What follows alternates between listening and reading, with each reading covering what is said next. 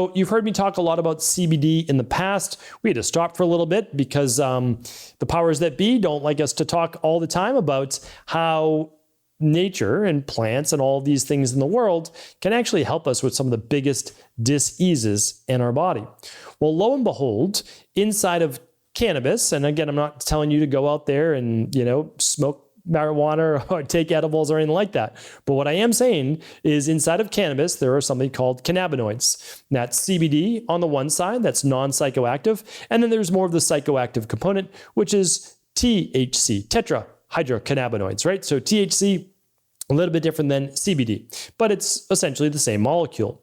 And when we look at it, we can actually see that the body has receptors for cannabinoids. So lo and behold, we know that this thing from nature, when ingested in various forms, actually starts to calm the nervous system. Now, it can be overdone, and I've shared with you that actually overdoing THC or cannabis, marijuana, does affect the brain. And in a very negative way. It can actually lead to greater levels of schizophrenia, etc. So some people will refute that, and I totally understand. Again, I'm open to the arguments. I just want to say, as someone who really believes in the science, I believe that science should always be questioned, and I do believe that. So I think there's a time and place for CBD and even THC, and I've talked about that before in the podcast. What I want to share with you, besides the supplementation that has become very popular, and again, we've been using CBD since before it was popular in 2017, here's what the science has found. This came out yesterday out of Northwestern University. When you're under stress,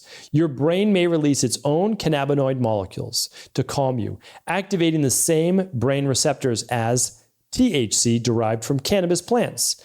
But the brain activity regulated by these cannabinoid molecules were not well known previously. A new study in mice discovered a key emotional brain center, the amygdala, releases cannabinoid molecules under stress that dampen the incoming stress alarm from the hippocampus, a memory and emotion center in the brain. The finding may reveal novel therapeutic targets for the treatment of stress-related disorders. Okay, so basically they're going to say, we're going to use THC, because you know that the government wants to regulate cannabis. I mean, that's what they want. In an ideal world, they would like it to be considered a pharmaceutical, and so of course they can prescribe it and make money that way, which I don't think that that's the way it should be. But nevertheless, I'm sure they'll find a synthetic way to create a molecule out of it, and they'll be using it synthetically. I think it's always best to go with nature, but that's neither here nor there for this particular study. So basically what happens is this. In the limbic part of the brain, the limbic nervous system, our bodies are acutely aware of danger that surrounds us. And whenever we're getting signals in from the hippocampus or the amygdala, which is more of that old limbic part of the brain, we start to go into almost more of a fight or flight. Well, they're finding that at least the amygdala center of the brain can begin to produce its own CBD-like molecules. And these cannabinoids will start to calm the stress in the nervous system, the body, before it begins to get out of control.